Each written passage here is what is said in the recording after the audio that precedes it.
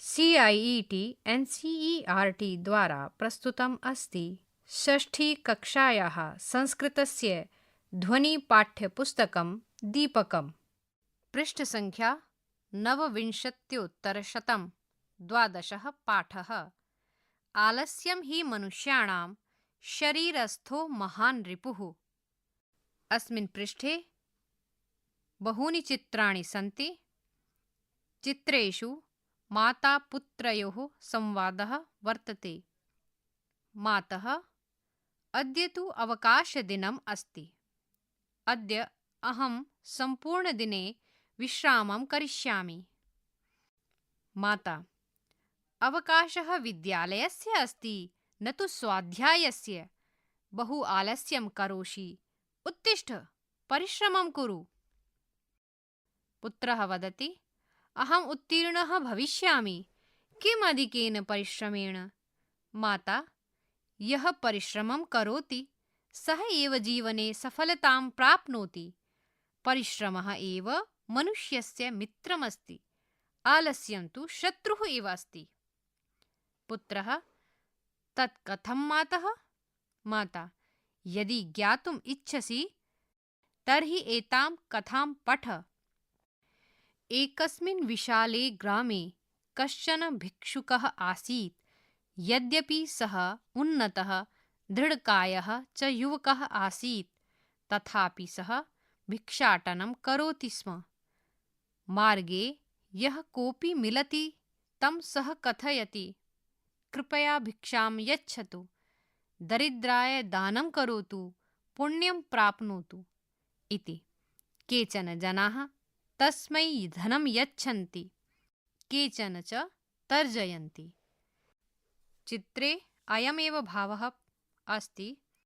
एकः रिपीट्। चित्रे बहवः जनाः सन्ति।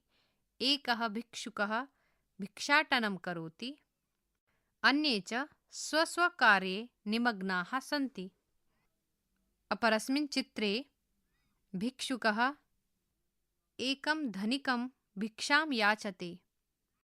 एकदा तेन मार्गेण कश्चित् धनिकः आगच्छति। सः भिक्षुकः मनसि एव चिन्तयति, अहो मम भाग्यम्, अद्य अहं प्रभूतं धनं प्राप्नोमि इति। भिक्षुकः धनिकं वदति, आर्य, अहम् अतीव दरिद्रः अस्मि, कृपया दानं करोतु इति। धनिकः तं पृष्टवान्, त्वं किमिच्छसि? आर्य, अहं प्रभूतं धनम् इच्छामि इति सः सविनयम् उक्तवान्। पृष्ठसङ्ख्या 31 अत्र एकं चित्रमस्ति। चित्रे धनिकः भिक्षुकेण सह वार्तालापं करोति। तदा धनिकः वदति, अहं तुभ्यं 1000 रूप्यकाणि यच्छामि, त्वं मह्यं तव पादौ यच्छ। भिक्षुकः वदति, अहं मम पादौ तुभ्यं कथं ददामि? विना पादौ कथं वा चलामि? धनिकः वदति, अस्तु, त्वं 5,000 रूप्यकाणि स्वीकुरु, मह्यं तव हस्तौ यच्छ। भिक्षुकः वदति, हस्ताभ्यां विना अहं कथं भिक्षां स्वीकरोमि? एवमेव धनिकः सहस्राधिकैः रूप्यकैः तस्य अनेकानि शरीराङ्गानि क्रेतुम् इष्टवान्, किन्तु भिक्षुकः निराकृतवान्। एकं चित्रमस्ति।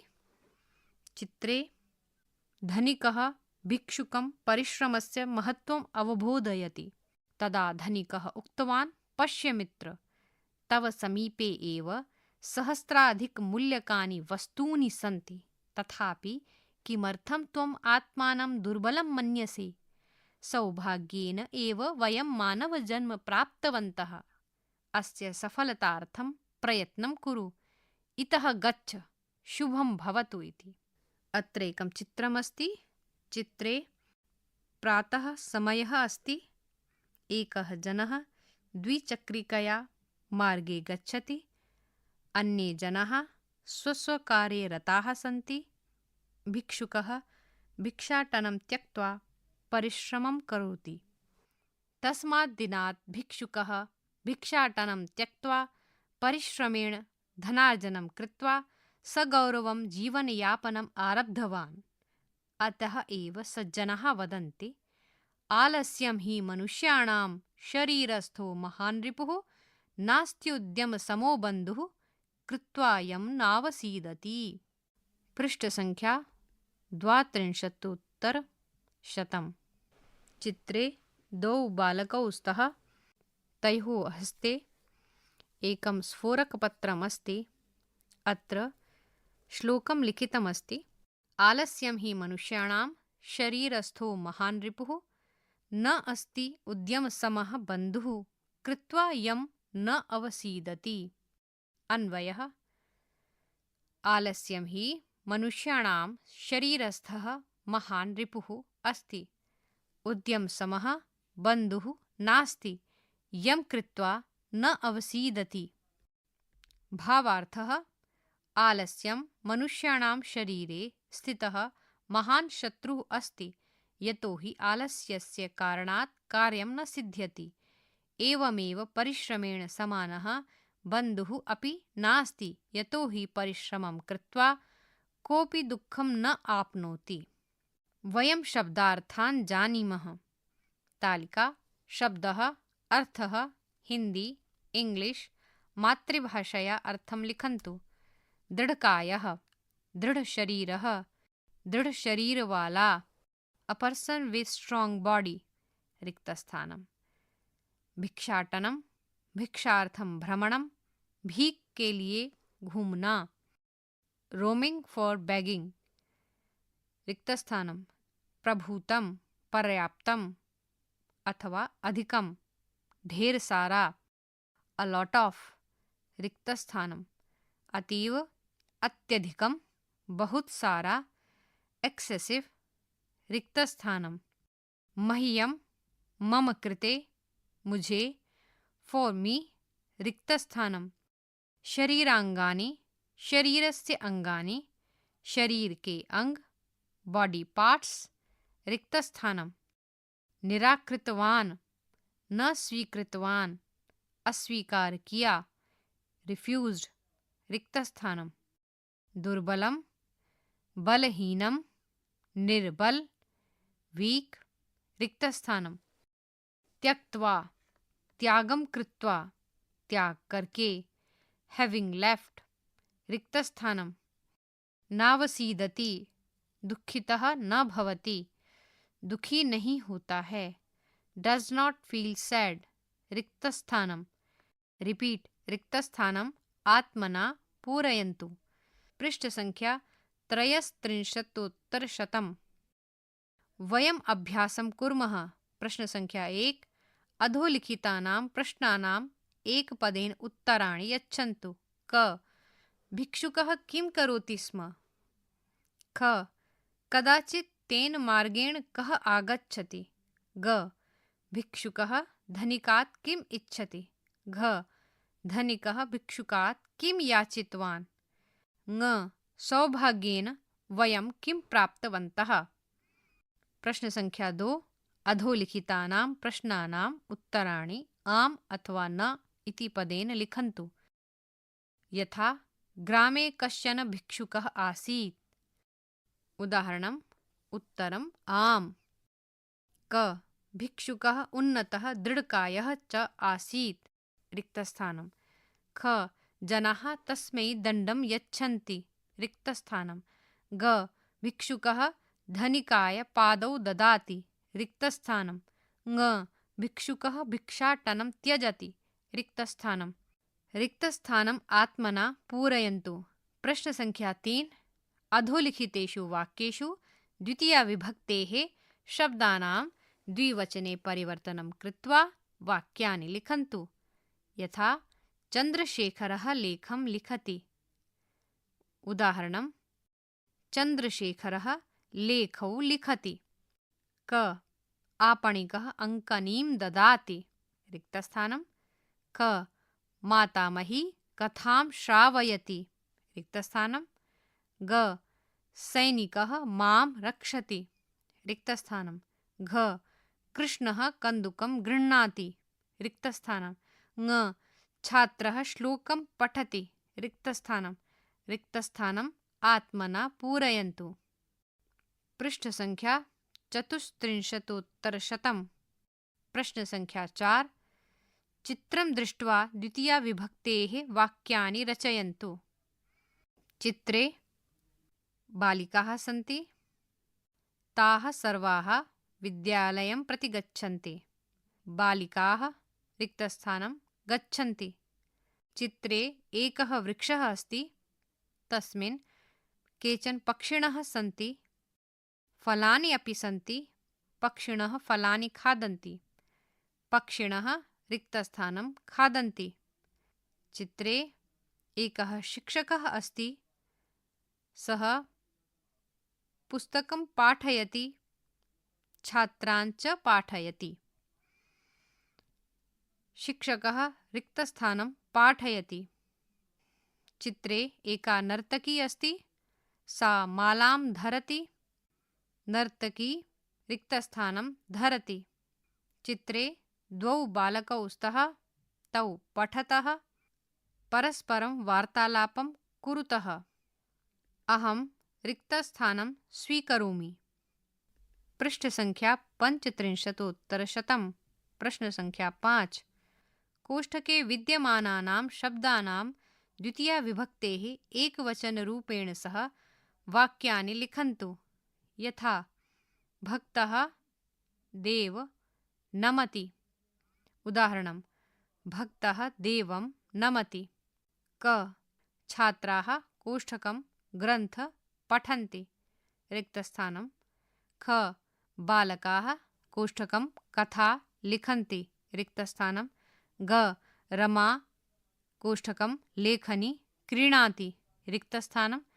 घ शिक्षकः कोष्ठकम् अस्मत् पाठयति रिक्तस्थानं। ङ अर्जुनः कोष्ठकं नदी पश्यति रिक्तस्थानं। च पितामही कोष्ठकं रजनी आह्वयति रिक्तस्थानं। छ अहं कोष्ठकं युष्मद् नमस्करोमि रिक्तस्थानं। ज कृषकः कोष्ठकं क्षेत्र कर्षति रिक्तस्थानं। झ पर्यटकः कोष्ठकं कन्याकुमारी गच्छति रिक्तस्थानं। य चित्रकारः कोष्ठकं चित्र रचयति रिक्तस्थानं। रिक्तस्थानानि आत्मना पूरणीयानि। प्रश्नसङ्ख्या 6 द्वितीयाविभक्तेः एकवचनशब्दानां बहुवचने परिवर्तनं कृत्वा वाक्यानि रचयन्तु। यथा वयं सुभाषितं वदामः। उदाहरणं वयं सुभाषितानि वदामः। क अरुणः दूरवाणीं नयति रिक्तस्थानं। ख पिता लेखनीम् आनयति रिक्तस्थानं। ग जननी पाकं पचति रिक्तस्थानं। घ मातामहः मां बोधयति रिक्तस्थानं। ङ अग्रजा त्वाम् आह्वयति रिक्तस्थानं। रिक्तस्थानानि आत्मना पूरणीयानि। पृष्ठसङ्ख्या 36 प्रश्नसङ्ख्या 7 अधः प्रदत्तं चित्रं दृष्ट्वा द्वितीयाविभक्तेः प्रयोगं कृत्वा 10 वाक्यानि रचयन्तु। एकं चित्रमस्ति। चित्रे स्वच्छः आकाशः अस्ति। एकः विद्यालयः वर्तते। विद्यालयं परितः वृक्षाः सन्ति। उद्यानमपि अस्ति। उद्याने बहवः बालकाः कन्दुकेन सह क्रीडन्ति। पादपानां चित्रमपि अस्ति। पादपेषु पुष्पाणि सन्ति। एकः गुरुः योगस्य अभ्यासं बालकान् कारयति। अपरत्र द्वे बालिके स्वपरियोजनाकार्ये रते स्तः। अत्र एकं लघुचित्रमपि अस्ति। लघुचित्रे एका शिक्षिका बालकान् सङ्गणकं शिक्षयति। क रिक्तस्थानं। ख रिक्तस्थानं। ग रिक्तस्थानं। घ रिक्तस्थानं। ङ रिक्तस्थानं। च रिक्तस्थानं। छ रिक्तस्थानं। ज रिक्तस्थानं, झ रिक्तस्थानं, य रिक्तस्थानं। रिक्तस्थानानि आत्मना पूरणीयानि। पृष्ठसङ्ख्या 37उत्तरशतम्। योग्यताविस्तरः। संख्या 1। एतानि शब्दरूपाणि पठन्तु, अवगच्छन्तु, स्मरन्तु च। क अकारान्त पुल्लिङ्ग शब्दाः। तालिका विभक्तिः शब्दाः एकवचनं, द्विवचनं, बहुवचनं। द्वितीया विभक्तिः ग्राम, ग्रामं, ग्रामौ, ग्रामान्। भिक्षुक, भिक्षुकं, भिक्षुकौ, भिक्षुकान्। बालक, बालकं, बालकौ, बालकान्। ख आकारान्त स्त्रीलिङ्ग शब्दाः। द्वितीया विभक्तिः भिक्षा, भिक्षां, भिक्षे, भिक्षाः। माला, मालां, माले, मालाः। बालिका, बालिकां, बालिके, बालिकाः। तत्, तां, ते, ताः। ग ईकारान्त स्त्रीलिङ्ग शब्दाः। द्वितीया विभक्तिः नदी, नदीं, नद्यौ, नदीः। लेखनी, लेखनीं, लेखन्यौ, लेखनीः। भगिनी, भगिनीं, भगिन्यौ, भगिनीः। घ अकारान्त नपुंसकलिङ्ग शब्दाः। द्वितीया विभक्तिः फल, फलं, फले, फलानि। जल, जलं, जले, जलानि। गृह, गृहं, गृहे, गृहाणि। ङ सर्वनाम शब्दाः। द्वितीया विभक्तिः अस्मद्, मां, आवां, अस्मान्। युष्मद्, त्वां, युवां, युष्मान्। तद्, तं, तौ, तान्। एतद्, एतं, एतौ, एतान्। पृष्ठसङ्ख्या 38उत्तरशतम्। संख्या 2। उदाहरणानुसारम् अधोलिखितानां पदानां द्वितीया विभक्तेः रूपाणि लिखन्तु, अवगच्छन्तु च। तालिका युवकः, युवकम्। आसन्दः रिक्तस्थानं। धनिकौ रिक्तस्थानं। पादाः रिक्तस्थानं। गोलदीपौ रिक्तस्थानं। हस्तः रिक्तस्थानं। अहं रिक्तस्थानं। युवां रिक्तस्थानं। तालिका यथा भिक्षा, भिक्षां। पूजा रिक्तस्थानं। कविते रिक्तस्थानं। नासिका रिक्तस्थानं। पत्रिकाः रिक्तस्थानं। पेटिका रिक्तस्थानं। यूयं रिक्तस्थानं। आवां रिक्तस्थानं। तालिका नदी यथा नदीं। लेखनी रिक्तस्थानं। जननी रिक्तस्थानं। कर्तरी रिक्तस्थानं। अङ्कन्यौ रिक्तस्थानं। सम्मार्जन्यः रिक्तस्थानं। द्रोणी रिक्तस्थानं। भगिनी रिक्तस्थानं। तालिका धनं यथा धनं। नगरं रिक्तस्थानं। पुष्पे रिक्तस्थानं। पुष्पाणि रिक्तस्थानं। पुस्तकानि रिक्तस्थानं। वनानि रिक्तस्थानं। त्वं रिक्तस्थानं। सः रिक्तस्थानं। रिक्तस्थानानि आत्मना पूरयन्तु। संख्या 3। अधोलिखितान् श्लोकान् पठन्तु, अवगच्छन्तु, स्मरन्तु च। विना वेदं, विना गीतां, विना रामायणीं कथां, विना कविं कालिदासं, भारतं भारतं न हि। भावार्थः वेदं विना, गीतां विना, रामायणीं कथां विना, कालिदासं विना च भारतं भारतं न हि भवति। अर्थात् भारतस्य वास्तविकं स्वरूपं वेदे, गीतायां, रामायणे, कालिदासस्य काव्येषु च द्रष्टुं शक्यते। रामं स्कन्दं हनुमन्तं, वैनतेयं वृकोदरं, शयने यः स्मरेन्नित्यं, दुःस्वप्नस्तस्य नश्यति।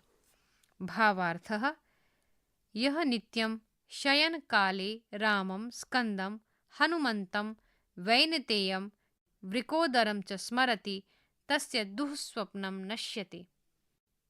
पृष्ठसङ्ख्या 39 गतिविधिः कार्यं भाषाक्रीडा बालकाः गणद्वये विभजनीयाः। शिक्षकः प्रथमाविभक्त्यन्तं कमपि शब्दं वदति। प्रथमगणस्य कश्चन छात्रः तस्य एव शब्दस्य द्वितीयाविभक्तेः एकवचनरूपं वदेत्। ततश्च द्वितीयगणस्य कश्चन छात्रः तस्यैव पदस्य बहुवचनरूपं वदेत्। यस्य गणस्य छात्राः शुद्धं पदं वदन्ति तस्मै गणाय शिक्षकः अङ्कान् यच्छेत्। एवमेव द्वितीयाविभक्तेः वाक्यनिर्माणस्य क्रीडा अपि भवितुम् अर्हति। परियोजनाकार्यं प्रश्नसङ्ख्या 1 पाठे दर्शितानां चित्राणाम् अनुसारं द्वितीयाविभक्तेः प्रयोगं कृत्वा 10 वाक्यानि रचयन्तु। प्रश्नसङ्ख्या 2 द्वितीयाविभक्तेः आधारेण स्वदिनचर्यायाः विषये 10 वाक्यानि लिखन्तु।